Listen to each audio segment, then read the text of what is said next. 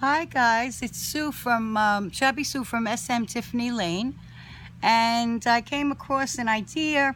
Maybe somebody's done it before, but I don't know. I haven't seen it. It's possible, but I was just playing around, and I did these envelopes, which I thought were really cute. See them? And I don't know. To me, it looks like a pirate. You know when you see on television a pirate map and it's all burnt at the edges, and it kind of reminded me of that. So I said I think I'm going to name it the Pirate Pocket. So what I did was, well, I'll show you first of all how I dye the paper, because it's a special kind of a special technique on this one. But I'll show you the pocket anyway.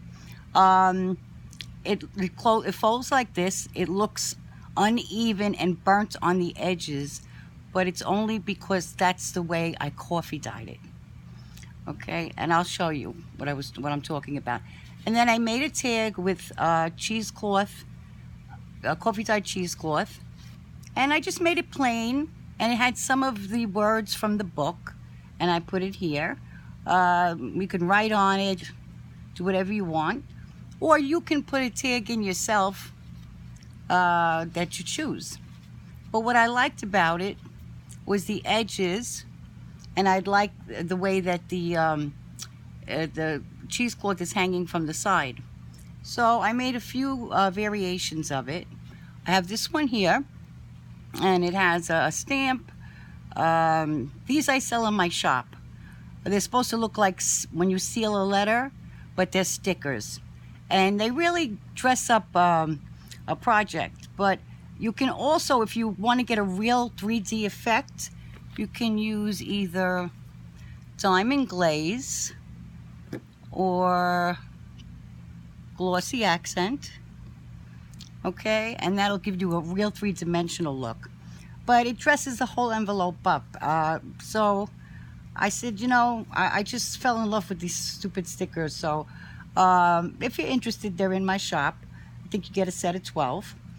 And then I have this style, which basically I did the same thing too, but just the style changes. And I took a piece of cloth that I had that had words on it, a piece of material. I frayed it at the ends, and then I put the stamp, and then I put a nice little button there, and a little glitter lace, and some seam binding ribbon just hanging. This one, same thing, but if you notice with this pocket, what I like about the pocket is you can really insert it in either side of the openings, because they're both open. So if you're putting this on a left page, it'll be fine. If you're putting it on a right page, you can, you know, just switch it over. You could put it this way, stand it up this way, put it this way, take this out, put this in here. Well, it would be a little bit upside down, I think. But it all depends on the tag that you have in there. But I thought it was a really cute idea. And here's just one more quickly. I have this one. Okay, this I did with a little bit of eyelash trim, a resin rose, and one of the stickers. And same thing, just left it simple, which is some words from the book. And I will show you what I do. Now, I do not put my papers, any of my papers that I coffee dye, or any of my material, anything that I do that I coffee dye, in the oven. The reason I don't do that, and it's not because I don't want to do it, or because I want to do it a different way. My whole house burnt down to the ground, and I had to jump out the window about 4 years ago, and I lost everything I had. It took me a year to walk again, and I am petrified to put paper in the oven. I am so afraid of fire that I will not do it that way. So what I do is, I have about 5 of these. You could get them in the dollar store. This is pretty large. And I take the spray bottle, I spray the coffee, and then I spray on top. I let it sit for about, I don't know, 5-10 minutes, but I do it on like 6 different trays. And then what I do is, because I work down the basement, so that is an advantage to me. I take what do you call that paper? Parchment paper, and I make a big line on the floor of the basement. And I dry all my coffee dyed items on the parchment paper. And it works out fine for me. And then when, you could probably use the parchment paper probably 5 times before you have to put a new one down. So that's how I do my coffee dyeing. And what I did was, I had to explain that to you because what I'm going to show you, you might not understand if I just say I coffee dyed it, how I got it this way. What I did was I took a whole, I took like 5 pages and I ripped the sides with my hands on both sides and I coffee dyed it. And I let it sit and I sprayed the edges, all the edges, plus here, but just I saturated the edges, okay? And I left it overnight. So I ended up getting this beautiful color the next morning.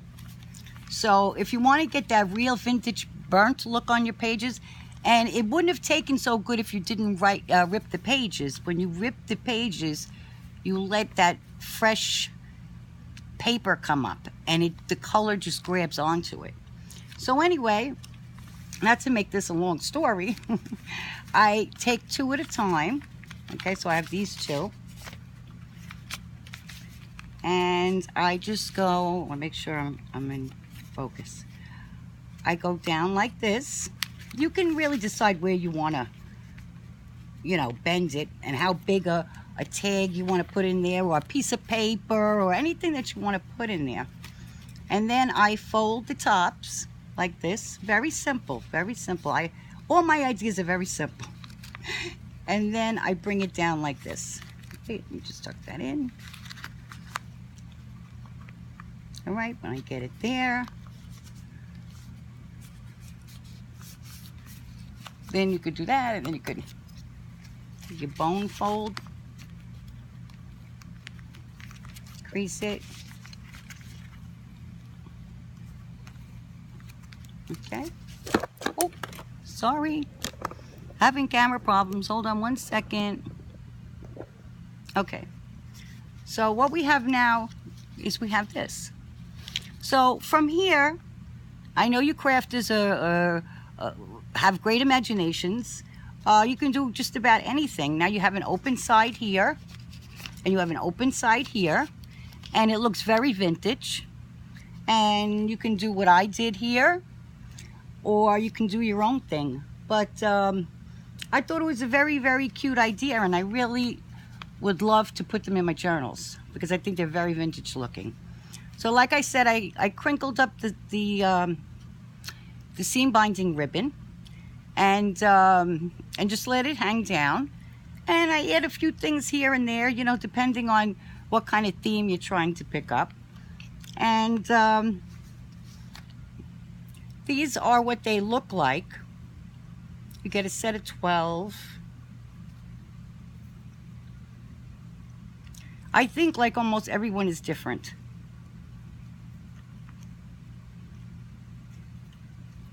Let me see.